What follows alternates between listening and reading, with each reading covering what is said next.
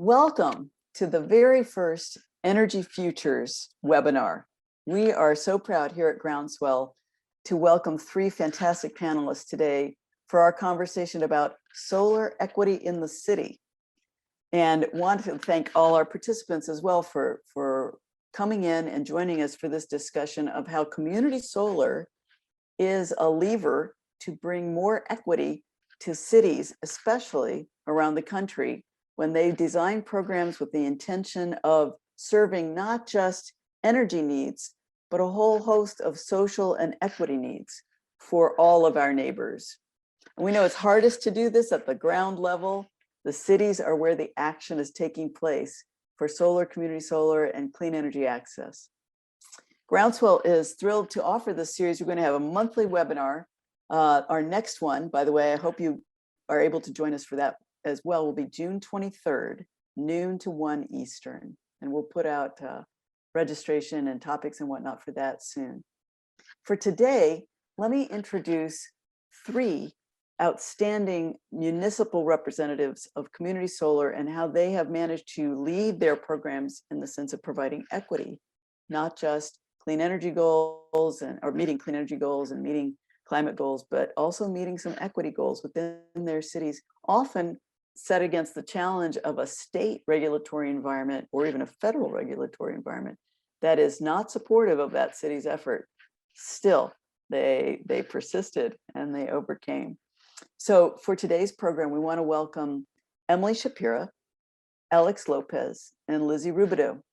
Emily is the CEO and president of the Philadelphia Energy Authority. Philadelphia has one of the largest and oldest solar programs in the United States. And Emily is a champion for that. Beginning in 2016, she was able to lead the Philadelphia Energy Authority into a series of programs, expanding and growing, set against a lot of challenges in the surrounding state environment. So we welcome Emily, and she'll be sharing Philadelphia's experience in a minute. We also welcome Alex Lopez, who represents the District of Columbia Department of Energy and Environment. Alex is a manager there leading the district's very progressive Solar for All program, in which the District of Columbia has set a goal of delivering clean energy services to 100,000 low and moderate income households in the district by 2032. They're well on their way. They're already meeting the needs of about 6,000 households. Groundswell Solar for All program, and we are very proud to have created and now supporting at right now about 3,800 families in that program. So our partnership with the DC Department of Energy and Environment is ongoing and very robust, and we meet a lot of equity issues through that program. Last, we want to welcome Lizzy Rubido, who for the last 15 years has anchored energy and renewable energy programming at Energy Trust of Oregon. Energy Trust of Oregon is a nonprofit statewide group that has delivered outstanding community solar programming city by city, starting with the city of Portland, and has done so through a unique and innovative process of listening tours, multiple long-term outreach and engagement with many community groups, individual organizations, individuals throughout the state of Oregon, developing strong programming that the community shaped and envisioned and now is proud to participate in. So we welcome all three of these panelists, and we will be discussing solar equity in the city and how cities are getting it done. I do want to mention, cities are a tough place to succeed, because we already heard in a news bit the other day that 1 in 5 sitting mayors in the United States has decided not to run for office again in the next election cycle. I think this reflects the strain of COVID, of racial unrest, of trying to solve problems on the ground at so many different levels at a city level. But it just points out that when the rubber hits the road, it's doing it at the city, not necessarily at the state and federal level. And so people who can accomplish great programs at the city municipal level really understand deeply how to engage and support and be with, partnering with our neighbors in the city. So now we'd like to turn to Emily Shapiro from the Philadelphia Energy Authority and ask Emily how her leadership and her program has met equity and also just other energy and workforce and other objectives within the city of Philadelphia. Emily?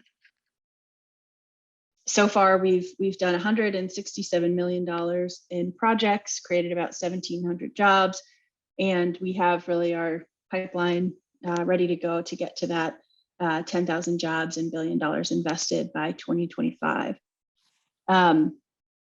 I'll talk really briefly just about our solar programs here so that we have some context as we talk with everyone else. We run the largest Solarize initiative in the US. It's essentially a residentially focused solar discount program. We're in our 5th round of that program now. I can't believe we've been doing it for that long. And we've had over 750 homes go solar through the program. Over 6,500 folks have sort of expressed some interest. And so we've got a lot of work to do there still. But we've taken a fee through our Solarize program in order to subsidize low and moderate income folks to put solar on their roofs. We unfortunately don't have the ability to do true community solar in Pennsylvania because of our legislative and regulatory environment. And so we've really had to go straight to rooftops to make it work. So we launched our first cohort of our solar savings grant program, which is our low and moderate income solar program. This year, we've had 51 homes go through that program. So I'm excited to share more details on that. And I'll just mention too, the biggest sort of red herring that we hear around low and moderate income solar is affordability. And even in a state like Pennsylvania, where we have renewable energy credits that have very little value, so it doesn't help the math of the project very much.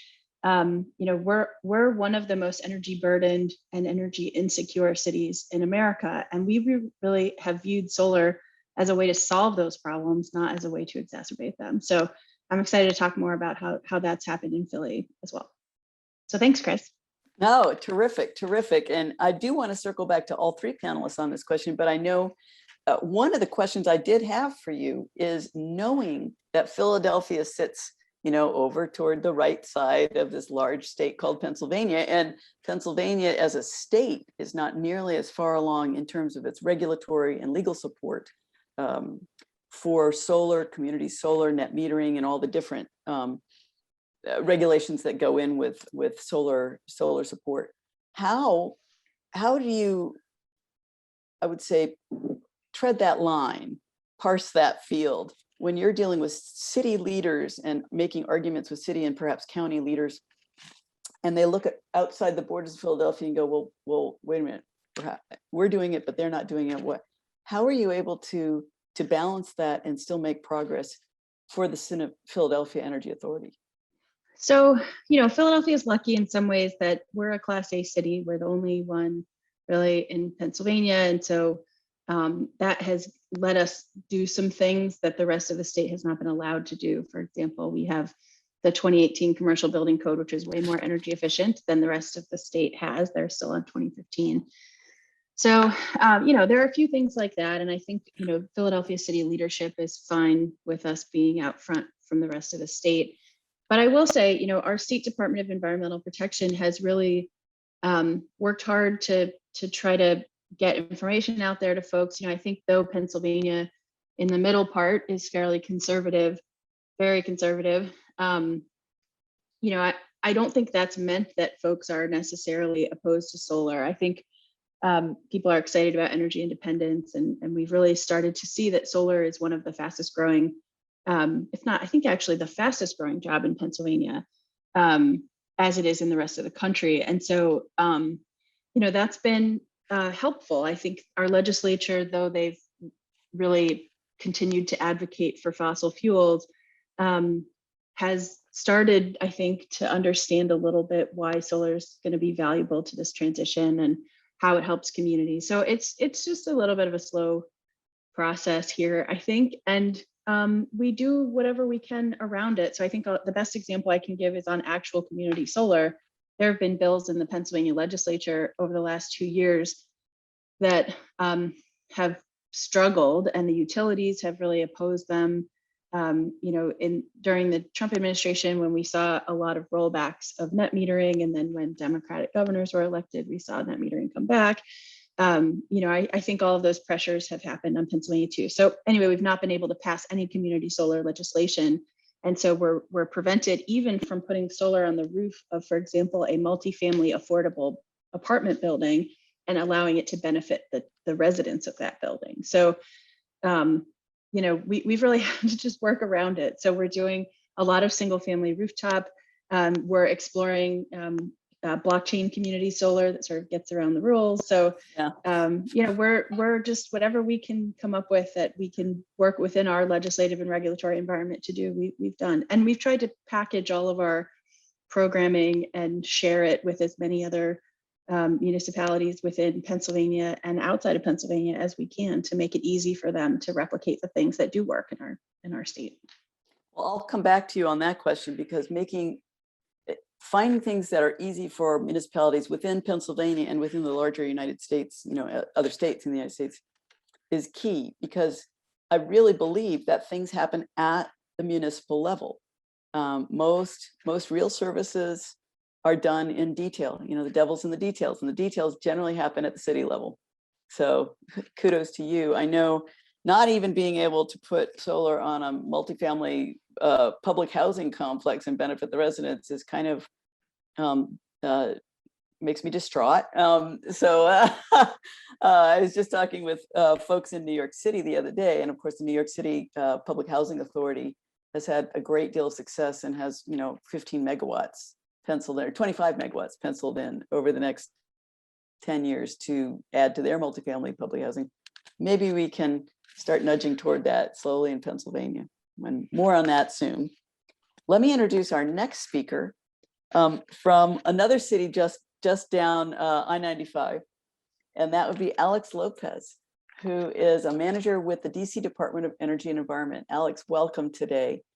DC has one of the most robust solar for all programs of any state in the United States. And DC is an almost state, and we hope it achieves statehood soon, of course. But regardless of that, the Solar for All program is completely ambitious and is sort of hitting it out of the ballpark for the footprint of DC.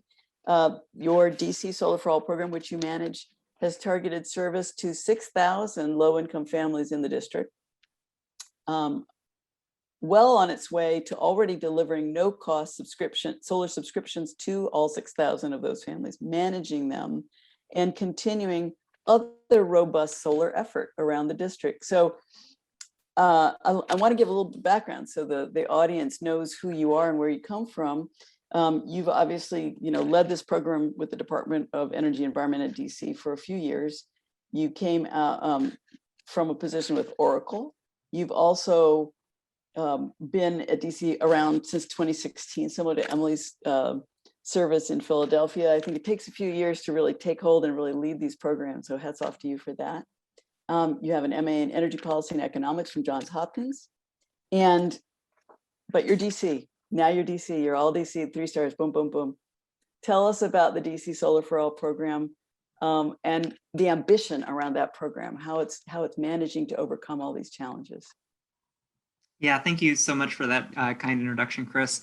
So I work with the DC Department of Energy and Environment, which is our state energy office. Believe it or not, DC has a state energy office. DC is we're very lucky to have a mayor and a city council that have passed progressive clean energy legislation. Among the requirements that we need to meet are to reduce the greenhouse gas emissions in DC by 50% by 2032 and achieve carbon neutrality by 2050. We have an aggressive renewable portfolio standard where we're ramping to 100% renewables by 2032. And we also have a aggressive local solar requirement where we're ramping to hopefully achieve 10% local solar by 2041. And that will be a pretty ambitious target given that the District of Columbia is 69 square miles of dense urban environment.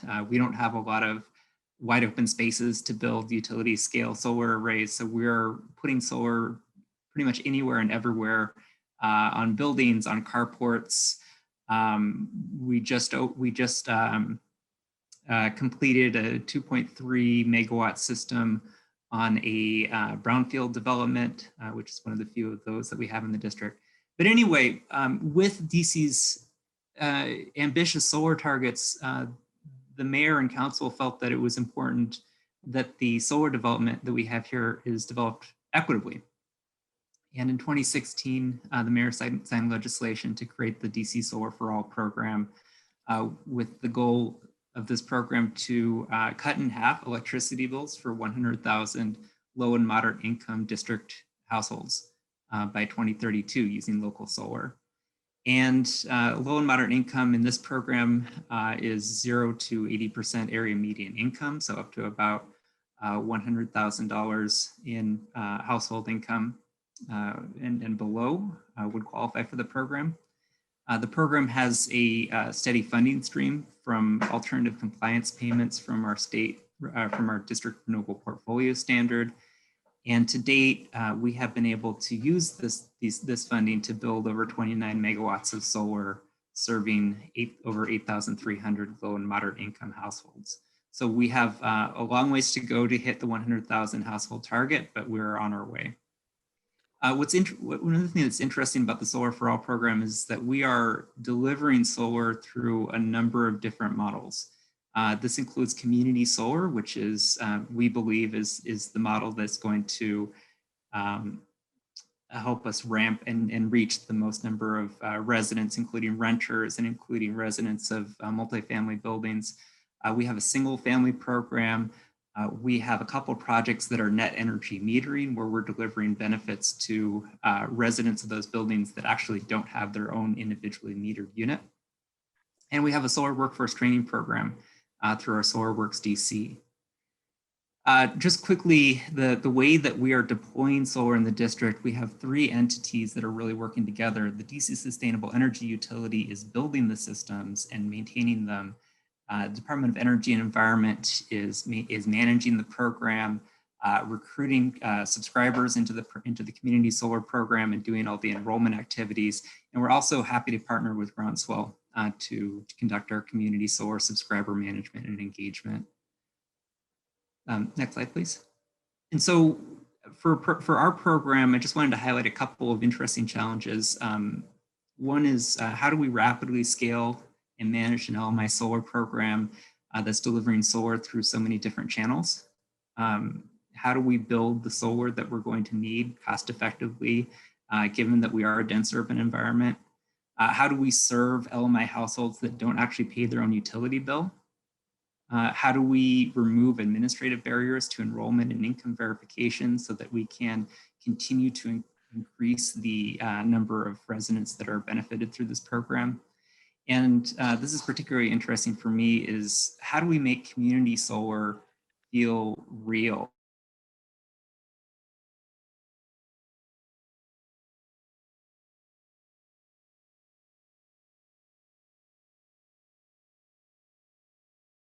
Where they even have, they may not even own their own rooftop.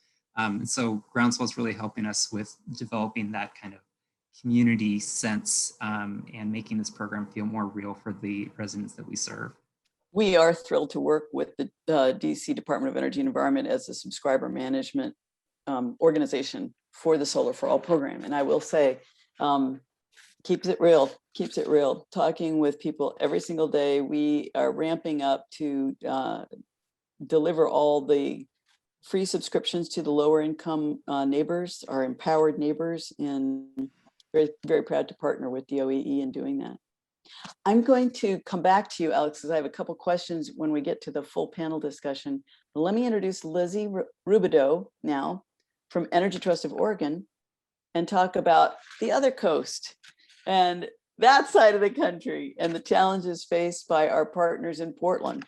So Lizzy's a senior program manager with Energy Trust of Oregon. Energy Trust of Oregon is actually a nonprofit group, so they're not a municipal authority like Philadelphia Energy Authority or the DC Department of Energy and Environment.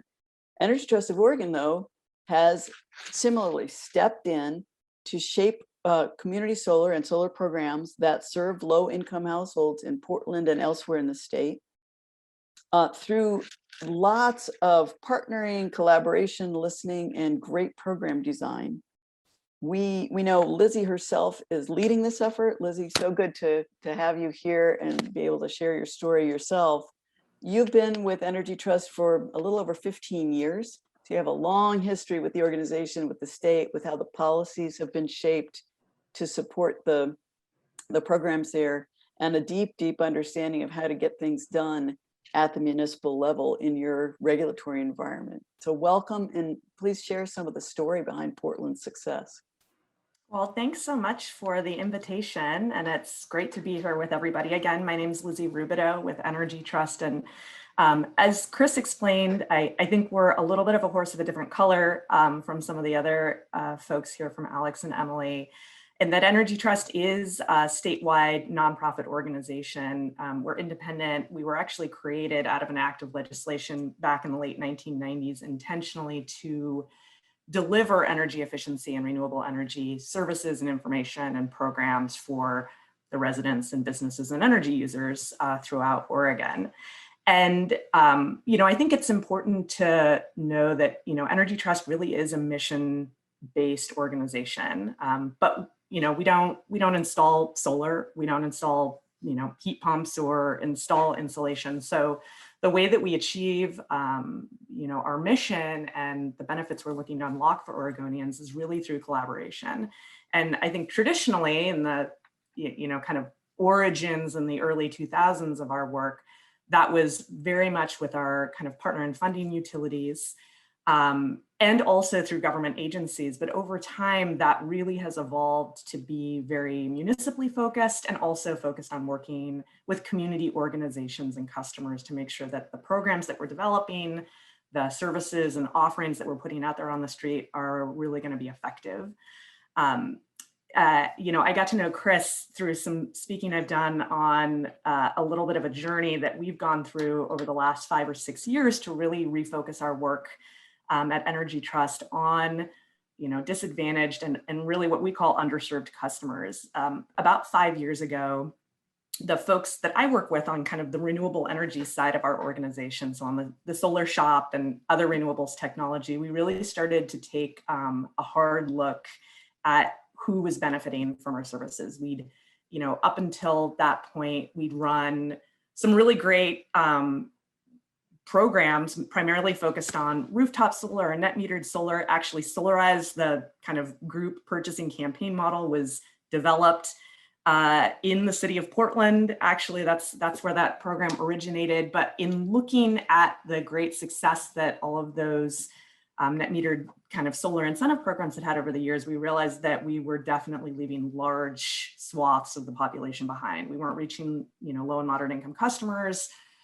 Customers of color were being left behind. We were having sort of, very different outcomes in urban versus rural parts of the state, and, big cities and small cities. And so we decided to refocus our work on what sort of after the fact we ended up calling our inclusive innovation process, to really get involved with communities and community-based organizations and residents to say, hey, we want to reach customers we haven't been reaching. What do we need to do differently? And so it sort of kicked off this multi-year journey of having sort of these intense listening sessions where we traveled around the state and really broke bread with people and had meals and had these informal facilitated conversations about, what would it look like for us to put solar to work in your community for low and moderate income customers or for folks of color. And ultimately that built momentum. We ended up running a series of working groups that brought together folks from all sorts of community-based organizations all over the state, but that weren't necessarily energy organizations. So this is sort of graduating away from the traditional enviro groups that tend to be kind of partners with clean energy agencies or organizations to deliver work, and really reaching into folks who, may have had a very limited even understanding about how solar worked or what could happen.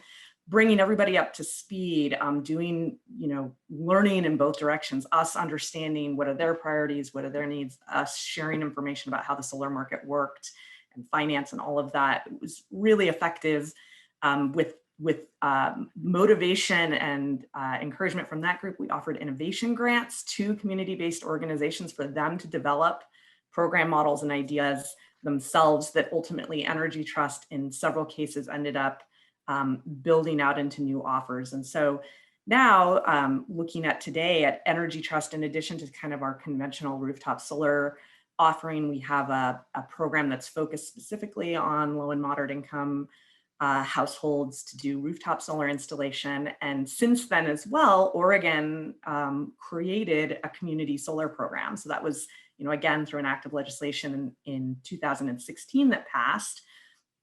And then rulemaking done by our Public Utility Commission, and ultimately Energy Trust became part of the administration team, which is kind of a trio of different organizations helping to run that program. And the community solar program has been another really important avenue for trying to make the benefits of solar more accessible for customers. And so as part of that process, both the building of the program, the rulemaking part of the program, the launching of that program, Energy Trust and our administration partner, Community Energy Project, which is a Portland-based community-based organization who fills a role in Oregon's community solar program that is called the low-income facilitator. And that low-income facilitator role is there to represent the needs and the interests of low-income ratepayers in the program. So during program design, they brought that perspective. They brought together community representatives to help inform the design of that program. And then this community energy CEP now does low-income recruitment for all the community solar projects, or most of the community solar projects that are being built in the state, which is a really, I would say, unique and effective strategy. Now, that's not to say that our program isn't the US, certainly is, and it's still early days. I mean, the program really launched at the beginning of 2020.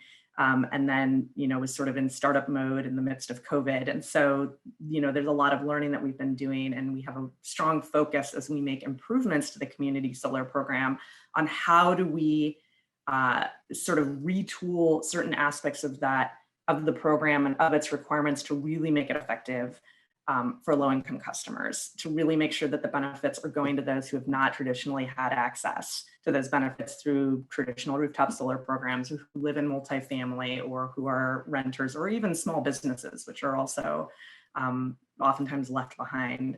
So, that's where our work has been focused, and I'm just excited to talk more about it. Excellent. Well, thank you so much. I have so many questions for you and for the other panelists. So we'll just jump in, and I encourage listeners on the call, if you have questions, put them into the chat. We will eventually get to as many questions as we can, obviously. Let me open it back up. Let me say, one thing you said, Lizzy, triggered a thought in my mind, which is the collaboration. You said we went to a multi-year process. I want to emphasize that was multi, meaning more than 1 year of listening and active engagement with communities across Oregon, and saying, what do you need, and how can we partner in meeting needs? And so when you say multi-year, how long really did you do this process, and how did you approach at the beginning saying we're going to have some meetings, and how did that process evolve toward the end, breaking bread? What models seem to work best in terms of authentic engagement with communities?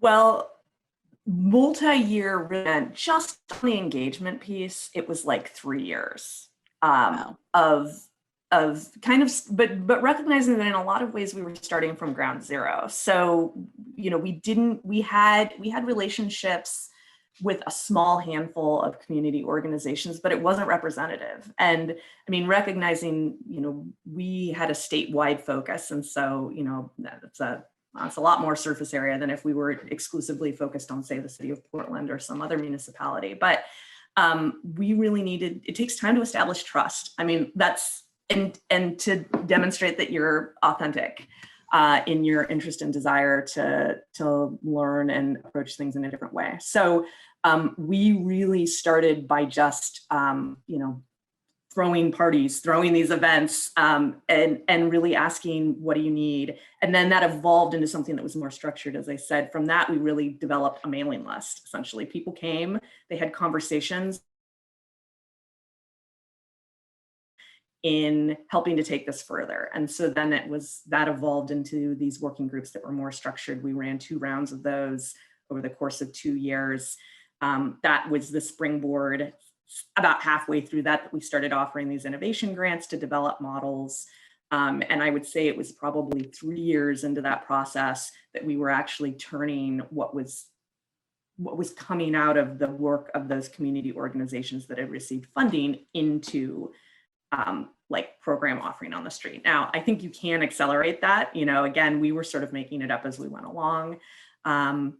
But it really does take time. And certainly if you're doing anything like standing up community solar program, which, you know, that's a whole different sort of pathway. But, you know, I think I mentioned the legislation passed in 2016 and the program launched in 2020. You know, it took 3 years just to get through early work, rulemaking, and, you know, run an RFP to get an administrator on board. So it does take time. No, and I appreciate that. And I know all of us feel the urgency to deliver good program and deal with climate change and deal with equity and deal with reparations and workforce needs and certainly healing and recovery from the pandemic, which we are certainly all still doing and will be doing for quite a while. So I don't want to rush anything. And I also recognize time and authenticity requires human time, you know, not just send the email, be done with it. Emily, I wanted to come back and ask, in your situation in Philadelphia, you also need to collaborate across a whole different spectrum of stakeholder groups to meet your objectives. And how has that process worked for Philadelphia? Great question. So, you know, I think for us, obviously the communities that we serve, the nonprofits and organizations that support those communities, our utilities. We have a municipal gas utility also, so we have a private electric utility, but interesting set of partners to have to deal with there. And then of course, you know, City Council and our administration have also been key stakeholders in our work. So it's plenty to navigate. There are always politics. And never where you think you're going to find them. So that's been interesting, you know, especially in a progressive city like Philly, where, you know, it's not that we have such different social priorities or anything like that. It's all in the doing. So, yeah, I think it's gone reasonably well. You know, I think the most maybe interesting one is with our electric utility, PECO. We have a relationship where we work really well together on some. And I don't know that everybody's been able to cultivate that with their utilities. So we've been grateful to PECO to be able to walk that line. They fund a lot of our workforce development programs, particularly in high schools, and have been a really fantastic partner there. And also, you know, they've been sort of the primary opposition to community solar at the state level. And so, you know, we've had to sort of be on opposite ends of things and still are able to partner on the things we agree on. You know, I think also that relationship has really helped them and us navigate some of these issues. You know, I think it's not easy for, it has not been easy for them to really have that community engagement and really understand what folks are asking of them. And so I hope we've been helpful to them there. You know, I think that's been maybe our biggest lesson is just, you know, it's not as much that people just hate solar or something like that's never the case. I mean, it's rarely the case. Maybe in some parts of Pennsylvania it's the case, but I don't think it is mostly. I think it's really exactly as you said, Chris, at the outset, the devil's in the details. And, you know, really small components of this have been really controversial. So I'll just give an example. We filed a petition recently with our Public Utility Commission for what I think is actually just a mistake, an unintentional penalty that is is handed down to solar customers across the state, it's somewhere between 1% and 8%, depending on the customer. Just has to do with the way they're doing the net metering. It's like an administrative mechanism that's creating this accidental penalty. And So, you know, so from you're saying the customer is not receiving 1 to 8% of what the benefit that they thought they would be because of this difficulty Yeah. with the net metering law. Okay. Exactly right. And the utilities are doing what the regulatory body has asked them to do. They're not, you know, doing something wrong. It's just that the way they design this creates this penalty. And the only way we've discovered it was because we were working with low-income customers. And, you know, for low-income customers, a 2% penalty, you know, matters. I mean, every dollar matters for folks. And so so that's what made us pick it up. And I think we filed it, and some folks are like, oh God, what does the Energy Authority want us to do now? But you know, I mean, I think that's been really helpful to the universe to be able to say, all right, we are looking out for the details, and we'll argue about it, all of them if we have to. But you know, having that sort of persistence and communication across those stakeholders and really looking out for the most vulnerable folks has been important for us. Well, I want to ask you, and Lizzy, and maybe Alex, you as well. One of the things we know from working on the behalf, advocating for low income access to solar is that the development of these solar projects at every level, and trying to convince the investors that, by the way, we need 2 or 3 years to talk to people before we can actually launch the programs, before we can start generating electrons that would repay your investment.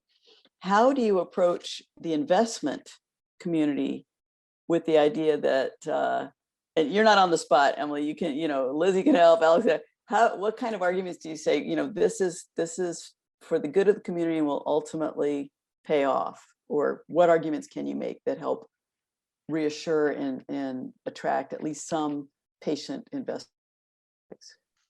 So I'm happy to take this first because we've had a kind of interesting experience with this. When we were designing our solar savings grant program, we initially tried to use a power purchase agreement model.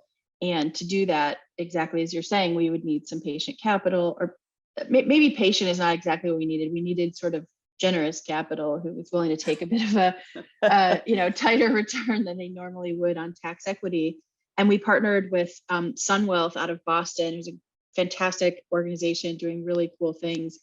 And you know, the hurdle that we ended up with after really like more than a year of trying to work out the model was not the returns. The returns were okay, was not sort of the weighting. I mean, I think that was a little bit tough because they have quarterly timelines they need to meet, but it was okay. It was the underwriting on residential solar, which is just not something the industry is comfortable with and knows how to get. It's, you know, Philly row houses have their own drama too, but like we just could not get past it, and it added so much cost to the work that the tax equity value was gone. And so we actually then switched the model and just went to a straight subsidy model. We have glommed together sort of a hilarious group of way too many partners to make this work, but we had a local CDC raise grant dollars through a state program that gives tax credits to companies. So some companies donated some money to the CDC, who then turned it around and lent it to us on a 15-year basis. So they're getting returns over 15 years. And they're extremely patient and extremely philanthropic capital. So they were able to lend us money that we were able to then use to lend to the low-income folks for a portion of the cost of the solar, and we just subsidize the rest. It's an expensive way to do this, but you know, I think we felt like, given the constraints that we had, it was sort of the only way to get at it. You know, we're hoping to try out some other folks' models as well, because I think Connecticut's Green Bank has a really great solar for all model as well. That the SREC purchasers aligned. So, you know, the devil is definitely in the details in this program. But I think that investment capital is out there, I guess, is where I want to leave that, which is, you know, people are interested in giving you really fair rates. People are interested in investing in this sector. I think the underwriting is the hardest part. Yeah, and Lizzy, Alex, what are your suggestions? How do you fund your programs and how do you attract, and I probably generous capital is the right, but we're talking about equity in this webinar. And so equity commands some patience and generosity. So I just want to, and as well as creative financing. What do you think? Yeah, well, in the District of Columbia, we are fortunate to have some of the highest SREC values in the country.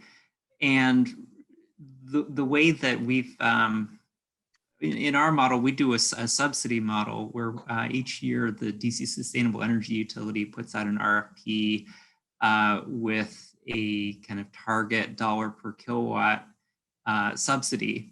And we see how many kilowatts we're able to get based on our budgetary needs.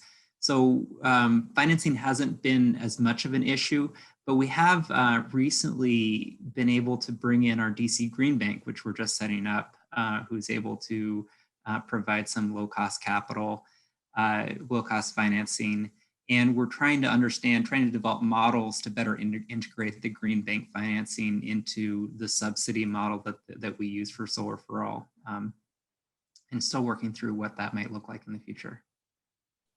Yeah, well, So- you do. Yeah, Lizzy, I was going to say, Alex, DC does have some of the highest SREC values in the country, and I know Oregon doesn't. So I'm wondering how you are going to respond to this. Yeah, I mean, we don't. We've got some of. We are fortunate to have some of the lowest cost electricity in the country, thanks to the Columbia River Dam system and all of generous Americans who helped to pay for that 100 years ago. So, you know, finances are challenging across the board for community solar projects. I mean, the margins are just small. Yeah. And that's where I think, you know, there's kind of a springboard here, opportunity to answer multiple questions that have come up. So on the question of financing, that's one of the things that Energy Trust, which as an independent nonprofit organization is also the administrator of a public purpose charge. Essentially, there's a charge on the utility bills of the investor-owned utilities in the state, and then we administer that. Now, the majority of that funding is going towards energy efficiency programs, and there's only a small wedge of it that's sort of set aside for those dollars towards projects and customers that have historically been underserved. And so we're really trying to focus our investments sort of on equity first these days, as opposed to market transformation first and whatever that looks like. And so particularly with our solar program, you know, that's really where the dollars are going. And for community solar in particular, and we kind of we wear two hats. So on one hand, we're part of this administration team for Oregon's community solar program. And then on the other hand, Energy Trust of Oregon is, you know, supporting solar and renewables generally across the state with incentive programs. And so we've actually developed an incentive that is specifically for community solar projects. And it's really trying to get at this equity piece. And this was something I wanted to raise as a role for cities who want to support equitable community solar development. We really see that there is a role and a need for community-led community solar development. And community-based. And so a lot of community solar programs, they come at, you know, they're oftentimes statewide legislated programs, and getting community solar built in the built environment, as opposed to like, you know, large solar farms that then are serving customers in urban areas, or, you know, there's just so much advantage. Those are good projects. They leverage economies of scale and they're great. And we also need community-based projects that are co-located with load, that then have the opportunity to leverage storage and provide resilience benefits, and also that like community members can invest in and have more of that like tangible experience. To what, can't recall if it was Alex or Emily, maybe both of you, that mentioned there's this challenge, right? This disconnect when it's like you're investing in solar or receiving the benefits of solar and you're not seeing it show up in your community or on your rooftop. And so you do need some of that. Plus, community-led projects then can incorporate the values and the priorities of the communities. And those projects are the ones that we have seen that tend to have the highest percentage of low income kind of carve out or participation, or serving other types of like culturally specific communities or whatever the priority is. And so this creating space for community-led projects is really important in smaller scale projects. And the economics are even worse, right? Like, Yeah. These are like the super feel-good projects. They're more challenging. They're in the built environment. So there's all these costs and complexities, and they really need support. They need support from organizations like Energy Trust. So we've developed we call it a community solar development assistance incentive that is like before anybody's buying any stuff and it's just a glimmer in your eyes, it takes there's real costs associated with finding sites, engaging the it look like. And this incentive is intended to support that like early stage development work that is for smaller community-based projects. So I think that that's a really kind of interesting approach, whether you're doing that with incentives or even if a municipality can help build awareness and provide support to community institutions to help identify, priority sites or say what communities would we want to benefit first. I think that there's a real role for that. And in terms of like addressing this long timeline for engagement, I think that's another role that cities and municipalities can play is like, how can you, instead of every organization having to sort of like reinvent this wheel and start from the ground and do like a 3-year like relationship building process, can the city or other organizations play this sort of convening engagement education role and bring folks along and understand what those perspectives and priorities and interests are, and then bring those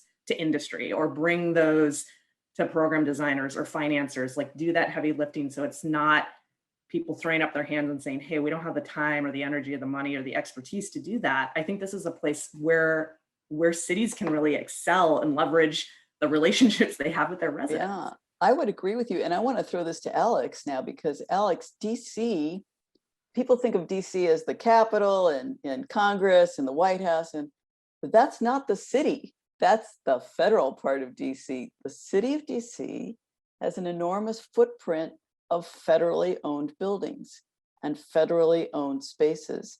And DC Department of Energy and Environment has access to none of that for rooftop or ground mount solar development. That's all federal property and not in the control of the district's city. And so with such an ambitious goal in DC, 100,000 low-income folks served by 2032. What do you see in DC as in terms of your collaboration, your partnership, the framework you're using as a city to achieve that? Keeping in mind Lizzie's excellent comments about, the role of cities, your city within this, federally controlled space. It's really rough. That is a great question. The federal government obviously does have a large footprint here in DC, and we have, to a greater or lesser extent, designed the district's energy policy around the federal government. Like we don't really have any way to influence the building energy performance for the federal properties, or how and where they're developing solar, or where that energy goes. And I don't. However, we do benefit in a lot of respects because of the uniqueness of being a federal district. We are able to centralize a lot of the functions that in states are usually dispersed between state, county, and municipal governments. So I'll give you one example of how that's benefited the community solar program. DOEE, our office is also the same office that our agency is also the same energy that administers LIHEAP and that administers the Weatherization Assistance Program, WAP. And so we have done a lot of work with the LIHEAP teams to identify. We essentially have a role of income eligible district residents, many of whom are experiencing high energy burden that we've used as a starting place to recruit and quickly scale up solar for all community solar subscribers. And at this point, I would say a large portion of the 3,800 households that we're currently serving are coming through applications to our LIHEAP program or applications to our low-income utility assistance programs. And so we've been able to benefit from accessing and leveraging that program role. However, at a certain point, the Solar for All program will ultimately exceed the in scale the LIHEAP program, and so we're looking at other ways to continue to scale, continue to reach residents who may not qualify for LIHEAP, but do qualify under the expanded Solar for All income eligibility requirements, and also looking at ways that we could co-optimize LIHEAP benefits and Solar for All in order to really hone in on minimizing the energy burden for our residents, because we know that energy burden is not evenly distributed. And that may help us optimize the way that we're using our LIHEAP funds. So potentially we could reach new households through that federal assistance program. In about 5 states nationwide, the state is allowed to utilize some portion of LIHEAP for solar application to low-income rooftops or community solar, but not the district. And so there's conversation at the federal level, and how can we change LIHEAP or weatherization assistance program at the federal level to allow longer term relief for energy burden by renewables that actually don't just pay the bill, but provide energy services for 20 to 25 to 30 years. Longer conversation. I want to bring us back to the principles of equity in each of these city programs. And what I've heard is that we want community visioning and control and engagement at the highest level possible to design and deliver these programs. We want to be very conscientious and intend all aspects of equity, including economic development and workforce development that comes out of community solar projects within these cities. And we want to look at the details so that we are actually aware of nuances in laws that may impact the people we most want to serve, or most want to, I would say, be neighbors with, so that we understand the financing and how that, if you're paying your bill and you're not seeing that credit on your bill for 6 months or 7 months because of a local regulation, how can that be changed? How can you care about the very small margins in energy services that your low-income families need to see in those monthly bills? What other aspects of equity should other cities be really focused on in terms of their programming at the city level? So I would say that just another principle, and this I think is also part of the strategy of how do you pay for this stuff, is solving more than one problem at the same time, I guess, or focusing on multiple benefits. And, I think the days are in the rearview mirror now of when you could energy organizations could just do energy projects.